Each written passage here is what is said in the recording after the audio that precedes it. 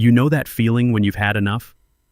When you're sitting in your car after another awful meeting, gripping the steering wheel so tight your knuckles go white? That was me last Tuesday morning after Tony Sullivan basically told me I was too old for this business. I'm Bill Patterson, 55 years old, and I've been selling industrial equipment for 23 years. Not the glamorous stuff you see in movies. I'm talking heavy machinery, conveyor systems, equipment that keeps factories running across Ohio and Pennsylvania. It's honest work, and I'm damn good at it.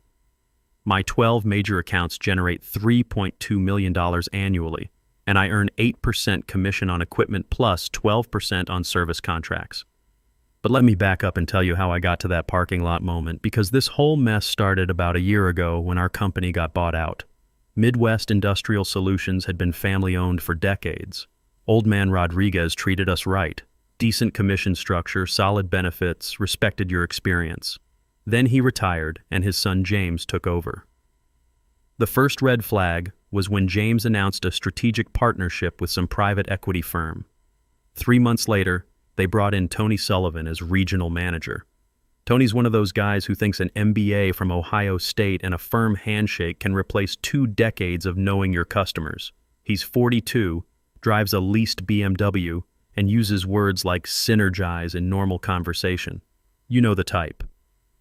The real problem started 8 months ago when Tony called his first restructuring meeting. He spent 90 minutes talking about optimizing our human capital and leveraging digital transformation. I've been through enough corporate BS to translate. They wanted to cut costs by getting rid of experienced guys like me. See, at 55, I'm expensive. Not just salary, though my base is $85,000 plus commissions, but health insurance for me and my wife, Patricia. She's got diabetes, and her medication runs $400 a month without coverage. Add my 23 years of vacation time, my pension contributions, and the fact that I actually use the company's dental plan, and suddenly, I'm not looking so profitable on their spreadsheet. The writing was on the wall when they implemented this new CRM system. Now, I'm not against technology. I learned email, I use my smartphone just fine, I even figured out Zoom during COVID. But this system was like trying to fly a space shuttle. Tony made it clear that if you couldn't embrace our digital sales methodology, you'd be optimized out. What really got under my skin was watching Tony destroy relationships I'd spent years building. Take my customer at Automotive Parts, Inc. I'd worked with their purchasing manager Dave Williams for 12 years. When they needed emergency conveyor repairs last winter, Williams called my personal cell at 6 a.m. because he trusted me to handle it. Tony saw that as inefficient. He wanted all customer contact going through the new system, with response times tracked and calls recorded for quality assurance. But Tony's real genius was in cost optimization. He'd identified inefficiencies in our equipment specifications. Translation. He figured out how to sell cheaper machines while charging the same prices. I first noticed it with the Riverside fabrication deal. I'd been working on their production line overhaul for 6 months. $850,000 worth of conveyors, sorters, and safety systems. These guys manufacture automotive components, so quality isn't negotiable. One equipment failure during their peak season could cost them millions in missed deliveries. I'd spec'd everything according to their actual needs. Heavy-duty conveyors rated for 150% of their peak capacity, redundant safety systems, industrial-grade motors designed for 24/7 operation. Standard practice. You never want equipment running at its maximum rating because that's when things break down. Tony swooped in during final negotiations and started pushing our value engineering solutions. Lighter-duty conveyors that were technically adequate for their current volume, simplified safety systems, motors rated exactly at their peak requirements with no buffer. When I tried to explain why the original specs mattered, Tony pulled me aside. "Bill, I appreciate your thorough approach, but we need to think about profit margins here. This isn't 1995 anymore. Customers want efficiency, not gold plating. The equipment Tony proposed would save the company about $240,000 in costs, while still charging Riverside the full $850,000. On paper, it looked brilliant. In reality, he was setting them up for equipment failures within 2 years, maybe less. That night, I couldn't sleep. Patricia found me at the kitchen table at 2 a.m. going through specification sheets. "What's eating at you, honey?" I told her about Riverside, about Tony's cost cutting, about the corner cutting that could lead to equipment failures. She listened quietly.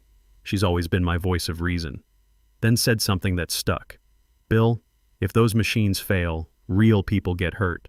That purchasing manager trusted you. You can't let some MBA put workers at risk just to hit his numbers." She was right, but it went deeper than that. See, my son Michael works at Precision Manufacturing, and they'd just placed an order with us 4 months ago. Tony had handled that sale personally, and I was starting to wonder what corners he'd cut there.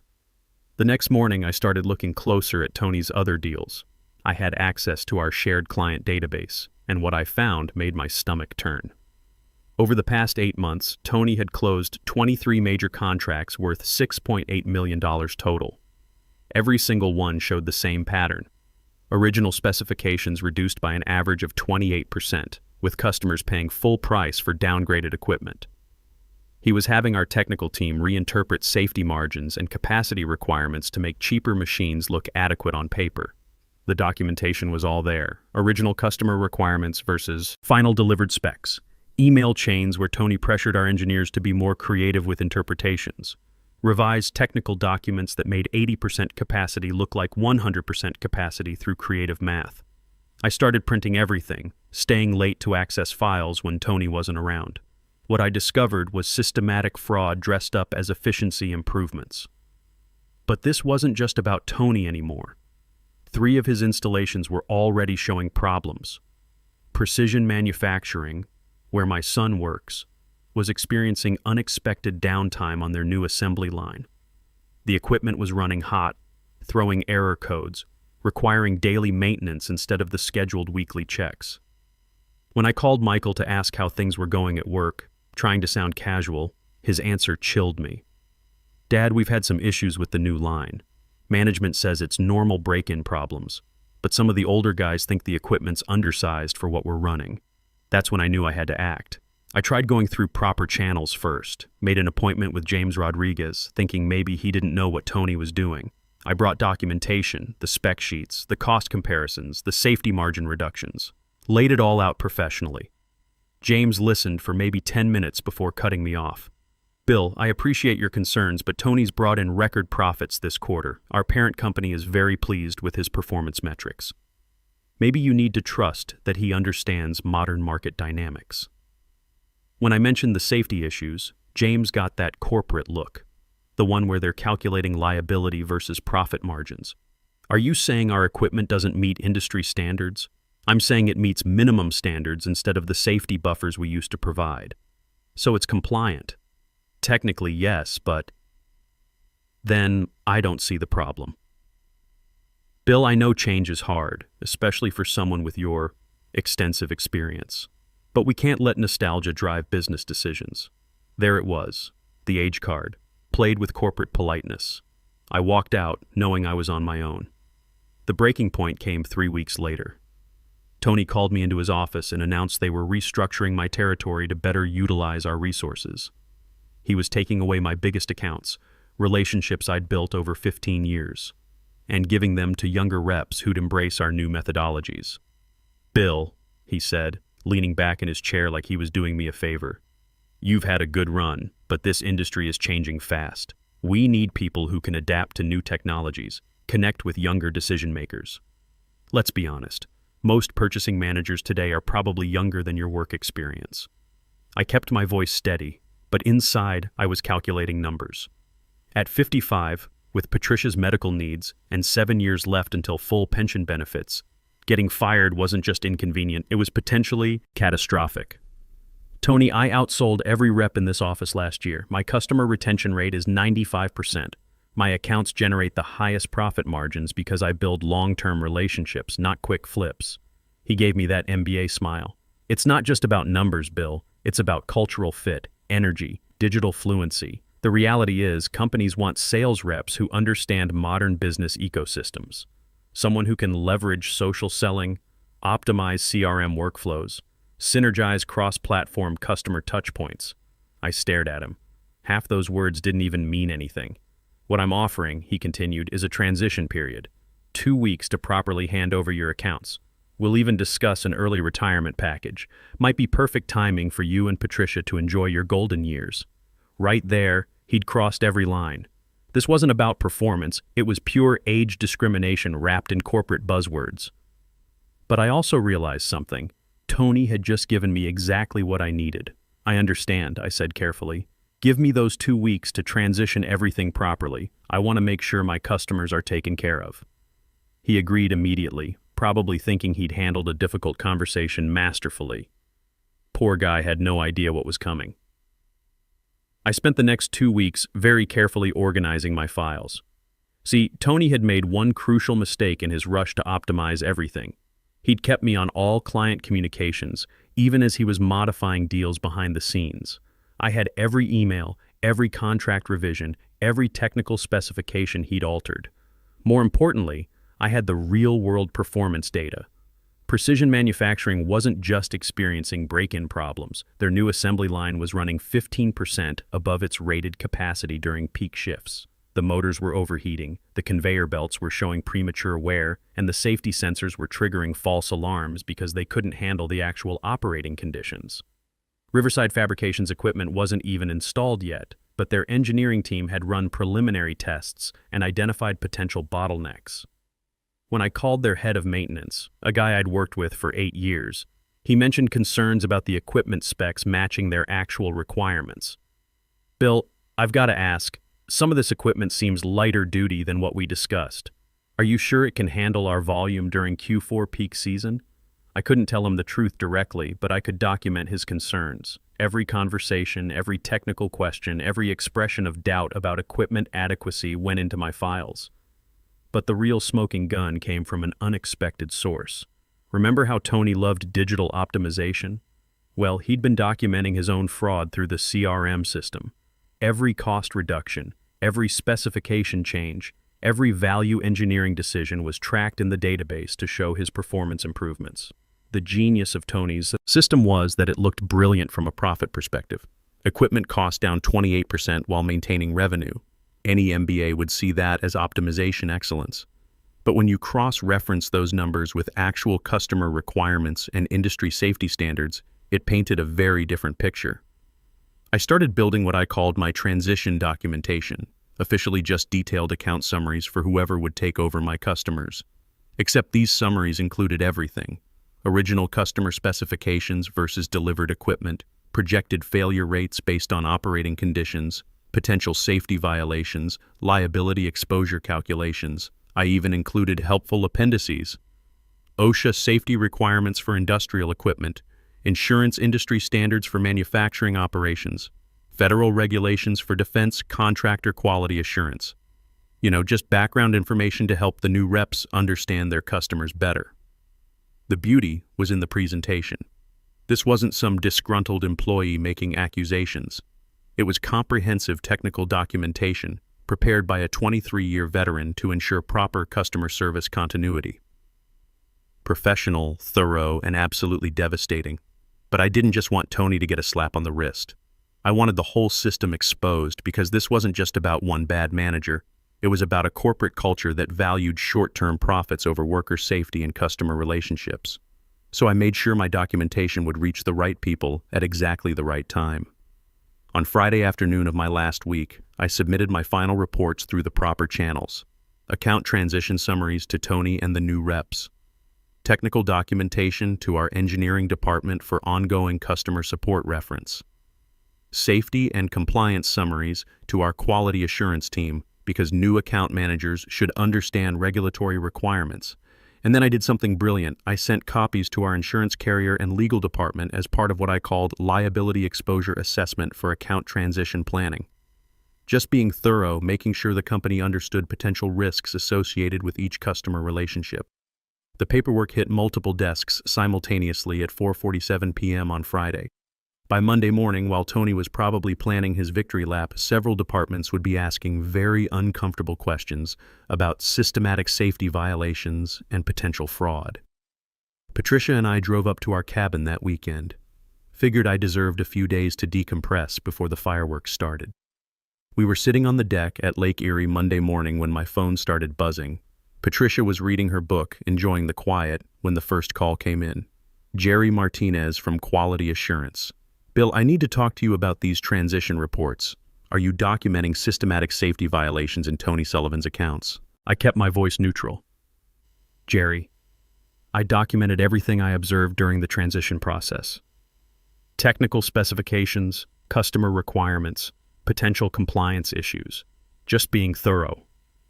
Bill, this is serious stuff. You're saying we delivered equipment rated 20% below customer operational requirements? I'm saying the documentation speaks for itself. Check the original customer specs against what was actually delivered. 20 minutes later, Patricia Walsh from HR called. Bill, our insurance company forwarded your compliance summaries to corporate legal. They're asking questions about potential liability exposure. Can you come in this afternoon? Patricia, I'm no longer an employee. If corporate has questions about my documentation, they can reach me through my attorney. That phrase, my attorney, got everyone's attention real quick. By noon, I had 8 missed calls. James Rodriguez left a voicemail that started professional and ended desperate. Bill, we need to discuss some concerns about your account summaries. There may have been misunderstandings about standard operating procedures. Call me back immediately. I didn't call back. Instead, I poured myself a beer and watched the lake. Patricia closed her book and looked at me. How bad is it going to get? For them? Pretty bad. For us? Depends on whether they try to blame me for Tony's mess. She nodded. After 28 years of marriage, she knew when I was in full strategic mode. What happens next? Well, right about now, someone's probably explaining to James that systematic equipment underrating isn't just fraud, it's potential manslaughter if someone gets hurt. And since some of this equipment is used by defense contractors, federal regulators are going to get very interested very quickly. The calls kept coming all week. Tuesday morning brought Randy Miller from our insurance carrier. Apparently, they'd started their own investigation after reviewing my documentation. Wednesday, someone from the State Industrial Safety Board wanted to discuss compliance concerns regarding recent equipment installations. But the real earthquake hit Thursday. I was mowing the lawn when Patricia came outside looking pale. Honey, there's a federal investigator on the phone. Something about defense contractor equipment irregularities. Turns out, when you deliver substandard equipment to companies holding defense contracts, that triggers a whole different level of scrutiny. The Defense Contract Audit Agency doesn't mess around when it comes to quality control violations. The investigator, a woman named Karen Roberts, was all business. Mr. Patterson, we've received documentation suggesting systematic delivery of equipment that doesn't meet contracted specifications for defense-related manufacturing. Can you verify the accuracy of these reports? Ma'am, I documented everything I observed during my account transition. The technical specifications, the gap analysis, the compliance concerns, it's all factual. We'll need to interview you formally. Are you available tomorrow? I was available. Meanwhile, back at Midwest Industrial, Tony's world was collapsing faster than a house of cards in a tornado. Jerry Martinez later told me the whole story over beers. Monday afternoon, quality assurance started spot-checking Tony's accounts against my documentation. Every single case checked out, equipment delivered below customer specifications, safety margins eliminated, capacity ratings fudged through creative interpretation. Tuesday, legal got involved when they realized the liability exposure. If equipment failed and workers got hurt, the company could face massive lawsuits. Worse, if federal investigators found intentional fraud in defense-related contracts, criminal charges were possible. Wednesday, the insurance company suspended coverage pending investigation. Without liability insurance, the company couldn't operate. Thursday, when the feds showed up with subpoenas, James Rodriguez called an emergency board meeting. But here's the beautiful part. Tony had documented everything himself. Remember his obsession with tracking performance metrics? Every cost reduction, every specification change, every optimization was logged in the CRM system with his digital signature. The man had created a perfect paper trail of his own fraud. By Friday, Tony was suspended without pay pending investigation. His company car got repossessed, his office got sealed, and security escorted him out the building with a cardboard box of personal items. Jerry told me Tony tried claiming he was just following company policy to maximize profits. Problem was, there was no company policy authorizing safety violations or specification fraud. Tony had freelanced the whole operation. The next week brought a parade of investigators. OSHA showed up to inspect every installation Tony had overseen. The State Industrial Safety Board launched a formal investigation. Our insurance company hired their own forensic accountants to calculate potential claims exposure. But the knockout punch came from Riverside Fabrication. Remember that $850,000 production line they hadn't installed yet? Their engineering team had discovered the equipment discrepancies during pre-installation testing. When they learned about the broader investigation, they filed a lawsuit for breach of contract and fraudulent misrepresentation. That lawsuit opened the floodgates. Precision Manufacturing filed next, claiming the equipment failures had cost them $200,000 in lost production and overtime repairs. Automotive Parts Inc. demanded immediate equipment replacement after discovering their new conveyors were rated 25% below their operational requirements. Within 2 weeks, the company faced $3.2 million in active lawsuits, federal investigation, suspended insurance coverage, and 14 customers demanding contract renegotiation. James Rodriguez called me personally on a Tuesday evening. "Bill, we need to talk. This situation has gotten out of hand." "James, I documented factual information during my transition. If that information has created problems, maybe you should ask Tony why he was cutting corners on safety specifications. Tony's no longer with the company. We terminated his employment yesterday." "Good. He was a liability. Bill, we'd like to offer you your position back. Full reinstatement, expanded territory, 15% salary increase. We need someone with your experience to help rebuild customer relationships." I let him sweat for about 10 seconds. "James, I'm 55 years old with 23 years of experience. I know equipment safety, I understand customer needs, and I've never compromised worker safety for profit margins. If you want my help cleaning up Tony's mess, we're going to do this my way." What does that mean? It means no more corner cutting, no more value engineering that reduces safety margins, no more MBA cost optimization that puts workers at risk. We sell equipment that meets or exceeds customer requirements. Period. Agreed. When can you start? I took the job back, but on my terms. Patricia and I had talked it over during those weeks at the lake, and we decided I'd work as senior sales consultant with guaranteed territory, input on all safety specifications, and a promise that customer relationships would take priority over quarterly profit optimization. The cleanup took 6 months.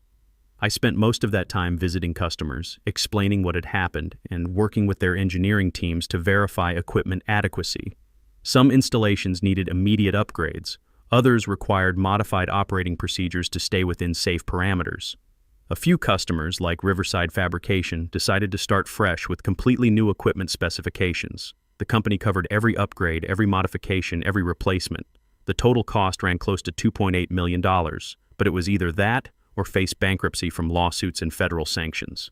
Tony Sullivan tried fighting his termination through lawyers, claiming he was being scapegoated for company-wide cost-cutting policies. Problem was, his own CRM documentation proved he'd acted independently. Every specification change, every safety margin reduction, every value engineering decision was logged under his personal authorization. His wrongful termination lawsuit lasted about 3 months before his attorneys quietly dropped it. Hard to claim unfair dismissal when federal investigators are building a fraud case with your own digital signatures as evidence. The federal investigation took longer. Defense Contract Audit Agency investigators spent 4 months reviewing every piece of equipment delivered to companies holding defense contracts. They found systematic underrating in 12 different installations, affecting 6 defense contractors across Ohio and Pennsylvania. Tony faced federal charges for fraud related to defense contracts. The prosecutors offered him a plea deal, 18 months minimum security prison, 3 years probation, and permanent disbarment from working with any company holding federal contracts. He took the deal rather than risk a trial that could have meant 5-10 years. But the most satisfying moment came 8 months after I'd returned to work. I was visiting Precision Manufacturing to check on their upgraded assembly line when Michael met me at the front gate. "Dad, I need to thank you for something. I don't know exactly what you did, but that equipment problem we were having, management told us you identified safety issues that could have led to serious injuries. They said you probably saved lives." I kept my expression neutral. "Just doing my job, son. Equipment safety isn't negotiable. The guys on the floor wanted me to tell you thanks. We know you didn't have to speak up, especially after you'd already left the company. That meant more than any commission check or performance bonus ever could." The industry took notice too. About a year later, I got invited to speak at the Industrial Equipment Safety Conference in Detroit. The topic was maintaining safety standards in cost optimization environments. Fancy way of saying how to stop MBA types from getting workers killed. During my presentation, I talked about the responsibility that comes with experience. When you've been in this business long enough to understand the real-world consequences of cutting corners, you have an obligation to speak up, not just for profits or customer relationships, but for the safety of workers who depend on equipment functioning properly under demanding conditions. The audience, mostly grizzled industry veterans like myself, gave me a standing ovation. Afterward, several people mentioned similar experiences with corporate cost-cutting that compromised safety. Turns out Tony's approach wasn't unique. It was becoming common across the industry. That presentation led to consulting opportunities with other companies facing similar issues. I started doing safety audits for industrial equipment installations, reviewing specifications for adequacy, training sales teams on the difference between cost optimization and corner cutting. Patricia says I seem more relaxed now, more like the guy she married 28 years ago. I'm working less but earning more, focusing on customers who value experience over digital fluency, building relationships instead of chasing quarterly numbers. My territory now includes 8 major accounts worth $4.1 million annually. I work 4 days a week, spend Fridays consulting on safety audits, and take 3-day weekends at the lake whenever Patricia's doctor appointments require it. Her diabetes is well controlled now that we have excellent insurance coverage, and we're finally building the retirement fund that got derailed during the 2008 recession. Tony Sullivan? Last I heard, he landed at some tech startup in Austin, selling software solutions to manufacturing companies. According to his LinkedIn profile, he's a digital transformation evangelist helping companies leverage AI-driven optimization protocols. Good luck with that. The irony is perfect. He's now selling theoretical solutions to theoretical problems, while real people like me handle actual equipment that real workers depend on every day. Sometimes young sales reps ask me for advice about dealing with pressure to cut corners or compromise specifications. I tell them the same thing every time. Your reputation is built over decades, but can be destroyed in minutes. The customers who trust your judgment today will remember how you handled difficult situations long after your current manager is gone. Know your products, understand your customers' real needs, and never compromise worker safety for profit margins. Everything else, the CRM systems, the digital optimization, the corporate buzzwords, is just noise. The best revenge isn't just proving you were right. It's being around long enough to watch the people who doubted you eventually ask for your help, and when they do, you help them. Because that's what professionals do. I sleep well these days. Patricia says I don't grind my teeth anymore, and my blood pressure is back to normal. When former colleagues ask how I knew Tony's system would collapse, I tell them it wasn't genius, it was just experience. In this business, shortcuts always catch up with you eventually. Tony thought he could outsmart 23 years of industry knowledge with 6 months of MBA theory.